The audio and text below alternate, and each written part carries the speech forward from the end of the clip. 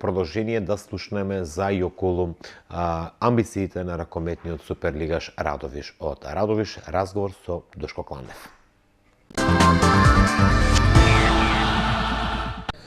Ова недела започнува шампионатот и за ракометарите на Радовиш, чии амбиции оваа сезона се пласман во топ четворката, односно разигрување за шампионската титула.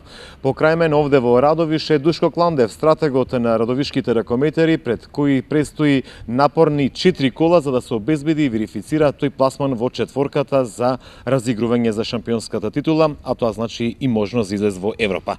Кландев, рековме, ова недела започнува шампионатот за вас. 4 кола кај што треба да ги верифицирате вашиот билет за пласман меѓу 4 најдобри екипи. Можно ли е тоа да се направи уште во дуелот со Прилеп?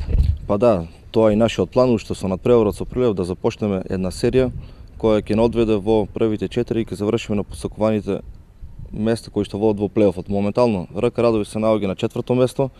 Играме против екипата на Прилеп која е 4 бода пред нас. Но ние на домашен терен сме фаворити, очекуваме полна сала и секако со 3 бода да започнеме и полесно да се пласираме во плейофот.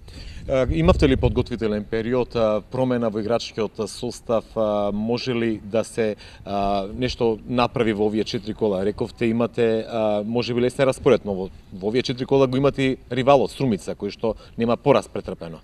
За и околу играчкиот состав, подготовките, имате ли некои нови имиња? Подготовките ги реализиравме овде во Радовиш, остануваме со истиот играчки кадар, немаме нови имиња. Се надеваме дека нема да има повреди како што беше тоа во првиот дел од сезоната и со овие исти играчи да го оствариме најголемиот успех досега на клубот. Лесни надпревари до крајот секако дека немаме. Играме со Прилеп кој е на 3-то место, играме со екипата на Металург која е на 2-ро место, Струмица да не зборуваме, кој што се уште се без пораз на прво и единствено ако може да се каже аутсайдер од Преспа, кој иако играат дома секогаш таму е тешко да се победи. Значи не очекуваат многу тешки надпревари, но јас верувам во мојата екипа, во моите играчи, се спремаме и мислам дека во четврток ќе покажеме дека навистина заслужуваме да се пласираме во плейофот. Ова четврток со Прилеп е првата и клучен надпревар. Се игра овде пред своја публика. Кога закажан терминот, дали веќе го дефиниравте или е нагости, не знам? Надпреварот со Прилеп се игра дома во Радовиш во четврток од 19 часот. Терминот е поместен поради барање на Ракометната федерација затоа што надпреварот ќе оди директно на македонската телевизија. Добро, калкулации. Што во случај на победа, во нерешен резултат или со пораз? Кои се математиките кои што важат за ракометниот тим на Радовиш за пласман во топ четворката?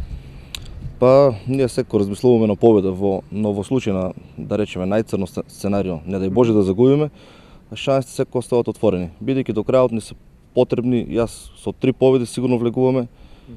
Зависи од резултатите на другите екипи. Најважно е да оствариме 3 победи, меѓу кои да биде една од последните победи и победа на гостувањето во Металург, каде што со екипата на Металург имаме лош биланс, а тие сега се ослабнати, очекуваме да ги загубат сите средби до крајот на сезоната и во последното коло да ги пристигнеме и да бидеме пред нив на табелата, а со самото тоа и на чекор во плейофот. Така, со оглед дека овие 4 кола ќе дадат јасна слика за и околу кои се оние надпреварувачки тимови што ќе играат во вториот дел. Реално, Струмица, односно Радовиш заслужува ли да ги види овде и Вардар, но и другираниот Металург? Апсолутно дека заслужува. Ние со досегашните игри потврдивме дека имаме квалитет. Ако имаме во предвид дека во Прилеп загубивме, те се надпревар во последните минути. Исто се случи и во Охрид со гол разлика. Ние на екипа, освен екипата на Струмица, нема надиграно. Така да јас знам и верувам дека оваа екипа заслужува да се пласира во плейофот, а со игрите во преостанатиот дел од сезоната тоа ќе го докажеме. Имавте и контролка, мислам, со велешкиот состав, ако не се лажам или не знам со кои екипи, имавте контролки во овој период? Да, успеавте ли да забележите одредени аномалии во вашата игра? Да, имавме пријателски средби со Велес и со екипата на Вардар 2. Секако, на овие надпревари добија шанса сите играчи, видов на кои играчи во преостанатиот дел ќе можам да се ослонам.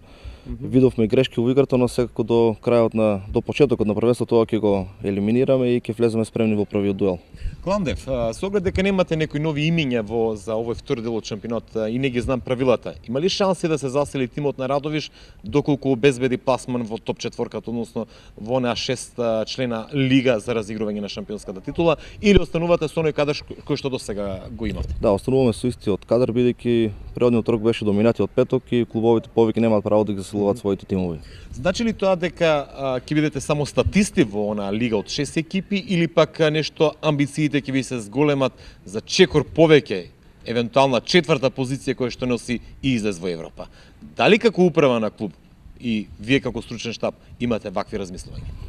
Па да, нашата прва цел е да се пласираме во плейофот, а со самото тоа влегување во плейофот секој дека амбициите ќе бидат да избориме место да избориме место во европските купови, бидејќи знаеме дека мислам дека 5 екипи се пласираат во европските купови, секој дека нема да бидеме статисти, но прво мора да се пласираме таму па да размислуваме. Сега единствено што размислуваме да победа на преостанатите 4 надпревари и тоа е за сега. Радовиш заслужува ваков статус на тим, односно екипа кој што ќе разигрува за шампионска титула, па и дај Боже ракомет на Европа. Дали Радовиш заслужува? Апсолутно заслужува, бидејќи салата во Радовиш секогаш сполна до последно место. Градоначалникот на општина Радовиш, господин Цашко Николов, значи од почетокот на клубот издействуваат средства кои што навистина не се малку, го поддржуваат спортот во Радовиш и ние мораме да ги оправдаме тие средства и да покажеме дека сите заедно заслужуваме овде да ги видиме Вардар и Металург. Благодарам, господине. Благодарам и на вас.